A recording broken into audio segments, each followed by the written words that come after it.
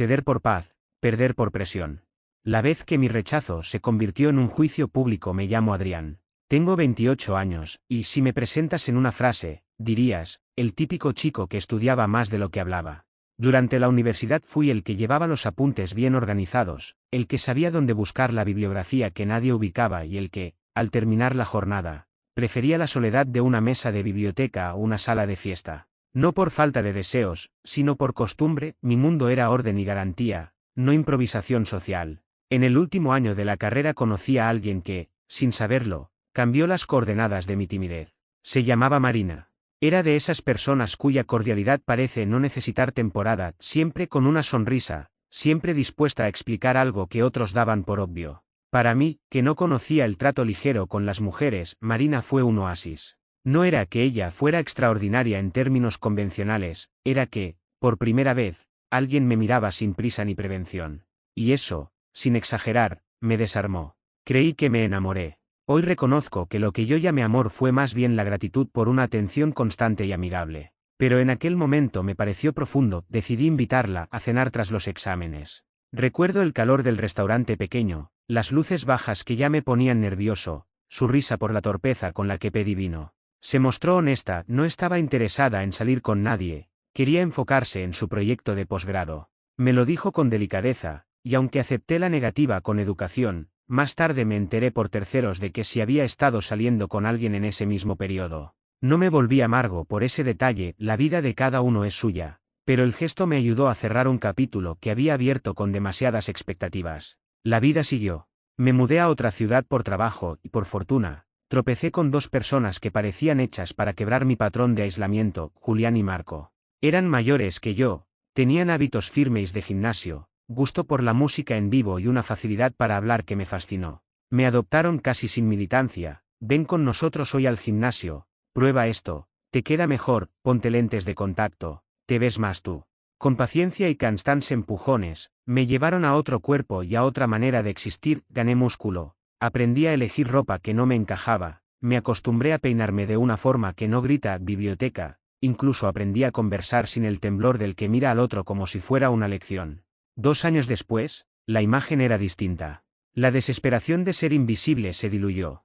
Tuve mi primera relación seria, aprendí a salir con personas sin que me dieran ataques de inseguridad. Me acostumbré a sentirme cómodo en mi piel, algo que, para quien proviene de muchos años de reserva, es casi un milagro doméstico. Entonces llegó la noticia familiar: mi padre tuvo un infarto leve. Nada espectacular al principio, pero suficiente para que me pidieran que volviera a casa por unas semanas, ayudar con trámites y vigilar la recuperación. Pedí permiso en la empresa y me instalaron para teletrabajar desde mi ciudad natal. Lo que pensé que sería una temporada corta se transformó en un choque inesperado. Volver significaba reencontrarme con caras y recuerdos que había esquivado por años. Fue en ese contexto que me topé con Marina otra vez, después de años. La vi en el supermercado. Esa escena me dejó helado porque la imagen era tan ordinaria: un carrito, un niño pequeño depositado entre las bolsas, una camiseta usada por la maternidad. Nos saludamos con cortesía. Ella me contó, con esa misma calma con la que había rechazado mi invitación en su día, que estaba soltera y que su hijo tenía 2 años. Lo criamos con su padre en plazos compartidos, me dijo con naturalidad. La escuché y sentí que algo dentro de mí se apaciguaba. Ella ya no era un objeto de idealización. Había una vida real detrás de su nombre. Unos días después nos topamos de nuevo en la celebración de un amigo común. Fue extraño, la música parecía situarnos 500 metros atrás en el tiempo, en la universidad donde aprendes a ser pero no has aprendido todavía a ser tú. Marina se acercó y, con esa franqueza que recuerdo bien, preguntó cuándo la volvería a invitar a salir. Yo, honesto hasta la torpeza, le dije que no se me había pasado por la cabeza. Ella me desafió: ¿por qué cambiaste de parecer? Y yo dije la verdad: me enteré de que habías dicho otra cosa sobre estar saliendo, y preferí seguir adelante. Su reacción fue enrojecida y defensiva, me acusó de superficial, de mirar solo el exterior. Sentí una pequeña llama de vergüenza y me marché, no por necesidad, sino porque no quería caer en una discusión que oliera a escuela secundaria. Las horas siguientes trajeron una tormenta que no preví. Amigos en común, con el bienintencionado error que a veces comete la gentileza, empezaron a llamarme y a escribir con insistencia. Dale, Adrián, ¿por qué no le das una oportunidad? Es una buena madre y necesita apoyo. Mensajes con tonos implorantes, indirectas que no dejaban lugar a una tregua. Incluso mi hermano menor, el mismo que había sido testigo de mis años de estudio, opinó que podrías al menos ser amable. Ella tiene un hijo. La presión aumentó, las llamadas fueron incesantes durante un par de días, y mi teléfono se transformó en un instrumento de agobio. Sus amigas me atacaron con mensajes que mezclaban reproche con fuerza levar. Fueron días en los que me sentí acorralado por una multitud de opiniones ajenas. Julián y Marco, que me conocían bien, me dijeron simplemente, no le debes nada a nadie. Si no quieres, no lo hagas. Fue su sentido común el que me sostuvo. Sin embargo, el ruido externo caló hondo. Empecé a pensar en ceder solo para que el acoso terminara. Esa idea me asustó. La posibilidad de actuar en contra de mi criterio solo para apagar la incomodidad social me pareció una boda con la inautenticidad. Decidí, en lugar de sucumbir, abrir un canal de diálogo directo con Marina. La llamé y propuse un encuentro para aclarar lo sucedido, sin segundas. Ella aceptó y quedó claro desde un principio que no era una cita. La reunión fue en un café tranquilo, y entre sorbos y silencios, Marina pidió disculpas por su reacción en la fiesta. Me contó algo que cambió mi mirada, me habló de un episodio reciente en el que alguien en una app de citas la había insultado por tener un hijo, llamándola de forma despectiva, no una opción, por su situación. Esa herida había vuelto reactiva a su defensa cuando me vio con el físico diferente, lo que ella interpretó, en un primer salto mental, como juicio por su maternidad. Me confesó que, aunque sí le había llamado la atención mi cambio, lo que más le atrajo había sido verme seguro, no mi apariencia. La conversación fue sincera. Rieron de lo mal que habían manejado las cosas, llegaron a un acuerdo sencillo, ser cordiales y, por favor, parar con el asedio de sus amistades. Ella cumplió, las llamadas cesaron. Respiré con alivio y pensé que la historia se cerraba ahí. Pero la calma duró poco. Días después apareció mi hermano menor en escena con una presión que no esperaba. Volvió de la universidad, instalado en la convicción de que lo mejor para mí era aceptar la segunda oportunidad. Empezó a decir a media voz en reuniones familiares y con amigos que yo estaba equivocado por no valorar a una mujer que se lo merece. La idea, repetida con insistencia, comenzó a afectar el eco social. Conocidos me miraban con reproche, y algunos amigos que no se atrevían a contradecir la opinión del grupo se sumaron a la narrativa. La situación dio un giro cuando escuché rumores que sugerían que la historia no era tan simple. Un conocido me comentó, a modo de confidencia, que había visto a Marina en actitudes ambiguas con el hermano menor en lugares poco discretos. Al principio lo descarté, ¿qué pruebas había? ¿Por qué alguien inventaría eso? Pero la semilla quedó plantada. La reacción fue dos puntas, curiosidad y desconfianza. Mi cabeza, al igual que la de cualquiera, quiso dar sentido a lo que veía. Hablé con una amiga de Marina que se había mantenido al margen. Ella me confirmó que Marina atravesaba una época complicada en su vida sentimental y que su hermano menor, por su parte, tenía una relación complicada con la estabilidad. La amiga, en un gesto de ayuda, consiguió capturas que mostraban un vínculo íntimo y basado en transacciones entre Marina y el hermano, conversaciones que, por PADE, no detallaré en exceso. Según las capturas, había una relación de mutuas utilidades, intimidad a cambio de ciertos beneficios que Marina prometía mantener si yo cedía a la presión social. Cuando le mostré estas pruebas a mis padres y a mis hermanas, el panorama se abrió con la crudeza del que descubre una verdad incómoda. Mis padres, inicialmente inclinados hacia la reconciliación, empezaron a mirar la situación con reserva. El hermano, confrontado por mis padres, trató de explicar que solo quería lo mejor para mí y que mi rechazo le parecía injusto. Sus palabras se vaciaron cuando mi madre le mostró las capturas en el teléfono. El silencio fue la respuesta más elocuente. Decidí hacer pública la información de forma meditada, no por escarnio, sino por defensa. Publiqué en un grupo pequeño de amigos capturas censuradas y una explicación clara: no actuaré por presión ni por lástima. La respuesta fue mixta, algunos me apoyaron incondicionalmente, otros siguieron sosteniendo que el amor no se pide, se ofrece. El resultado práctico fue que la presión disminuyó. Mis padres, atónitos, pidieron al hermano que se retirara unos días de la casa para bajar la tensión. Pero la historia no solo dejó heridas familiares, las consecuencias legales y personales se apilaron tras unos meses que a veces parecieron semanas y otras, eternidades. El padre del hijo de Marina, no mi asunto hasta entonces, pero ahora un actor inevitable, presentó documentos ante el tribunal sobre la idoneidad parental. La evidencia que facilité, combinada con otras pruebas recopiladas por su abogado, influyó en la opinión del juez. No invento la ley ni pretendo simplificarla, mostró más consideración por la estabilidad del menor y por la demostración de comportamientos riesgosos que habían sido documentados. En una decisión que buscó priorizar el bienestar del niño, la custodia mayoritaria fue otorgada al padre. Marina quedó con visitas supervisadas. No fue una venganza, fue una consecuencia de una cadena de actos que el tribunal evaluó como perjudicial para la crianza. El hermano, por su parte, enfrentó sanciones en su universidad. La institución, con cierta lentitud, revisó testimonios y actos que violaban la conducta esperada, y determinó que su permanencia en el campus debía revisarse. Los procesos académicos no son rápidos, pero la evidencia documental demostró, a ojos del comité disciplinario, una conducta que no se ajustaba a los estándares. Fue expulsado, y la familia tuvo que reconfigurar, sin suavizantes, la convivencia que había sido hasta entonces.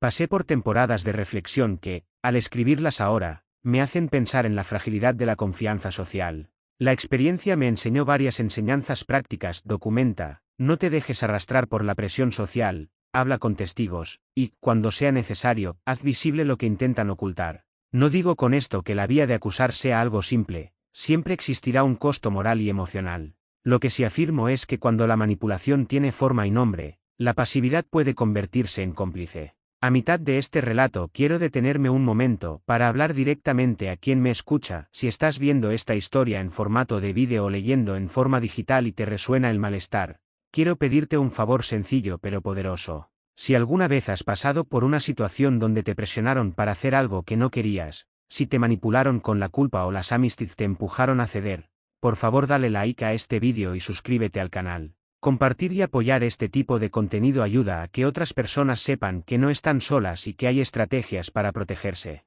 Además, si te interesa, deja un comentario con tu experiencia, sin nombres ni descripciones que puedan convertirlo en un juicio público. Tu testimonio puede ayudar a alguien a encontrar coraje. Gracias.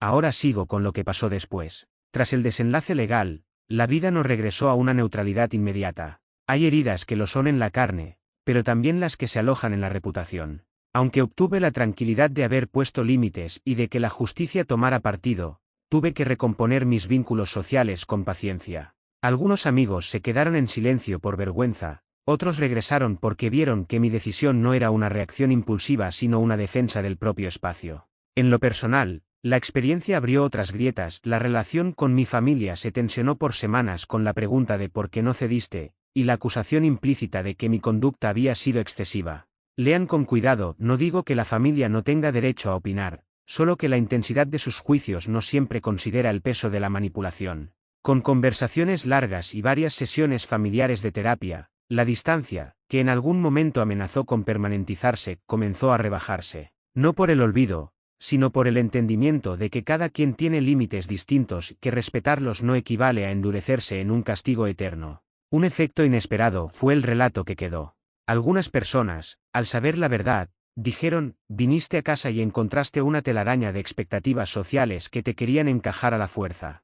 Me gustó esa frase. Creo que resume, con algo de poesía, la dinámica que vivid. La sociedad a veces fabrica rutas cómodas para la pertenencia, pero esas rutas pueden estar trazadas sobre los deseos o los intereses de otros. No es fácil descubrir que lo que se te pide no es un regalo sino una obligación camuflada. En lo profesional, me mantuve trabajando en remoto hasta que la salud de mi padre mejoró. Volví a la ciudad donde había crecido, no para huir sino para reordenar prioridades. Había aprendido que valía la pena elegir entornos donde la presión social no determine decisiones personales. Acepté una oferta de trabajo que valoraba la autonomía y la claridad en las relaciones laborales. Busqué también ayuda psicológica para procesar la mezcla de culpa y tranquilidad que me había quedado. Fue difícil admitir que, aunque la resolución había sido justa, la exposición pública había dejado marcas. Con el tiempo, miré hacia atrás y vi otras cosas. La sorpresa por lo cortas que a veces son las fronteras entre apoyo y control, la facilidad con la que terceros recomiendan soluciones fáciles, y la necesidad de construir una brújula propia. No pretendo dar lecciones universales, solo comparto lo que me sostuvo: la paciencia, la claridad de no ceder por conveniencia y la voluntad de documentar. La vida me mostró que la autenticidad no es una virtud constante, sino un músculo que se entrena frente a la presión. Hoy la relación con Marina es inexistente. No porque sienta placer por su castigo, sino porque la distancia es la forma más honorable que encontré para evitar reabrir heridas. No es un lugar de odio sino de cuidado, alejarse para no permitir que viejas heridas reemplacen la serenidad que reconstruí. A los que piensan que el drama terminó con la sentencia judicial, Les digo que la verdadera pelea fue otra, la de recuperar confianza sin convertir tu historia en una cadena de resentimientos. Tomé la decisión consciente de no perseguir la humillación. Cuando tuve la posibilidad de infligir daño, preferí la vía legal y la reparación mediada. No es que la venganza no pasara por la cabeza, pasó, y me miró. Pero reconocí que el resultado que buscaba no era lastimar, sino recuperar la integridad. Si te sirve algo de lo que conté, que sea esto: cuando te presionan para ceder, cuando las redes de amistad actúan más como rebaño que como apoyo, recuerda que tu criterio cuenta. No estás obligado a dar consuelo con tu cuerpo o con tu tiempo solo para evitar ruido social.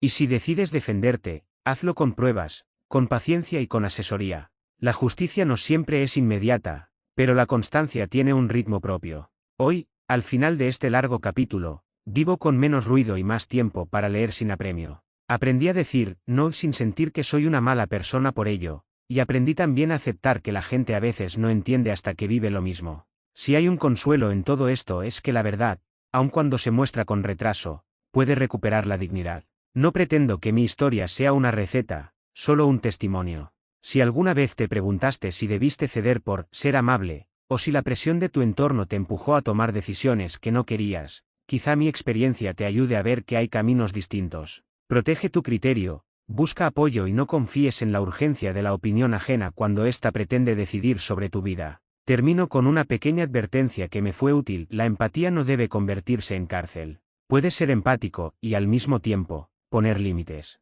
Puedes escuchar a quienes te piden algo y decidir con tu cabeza y tu corazón. Esa es la libertad que, al final, me devolvió la calma.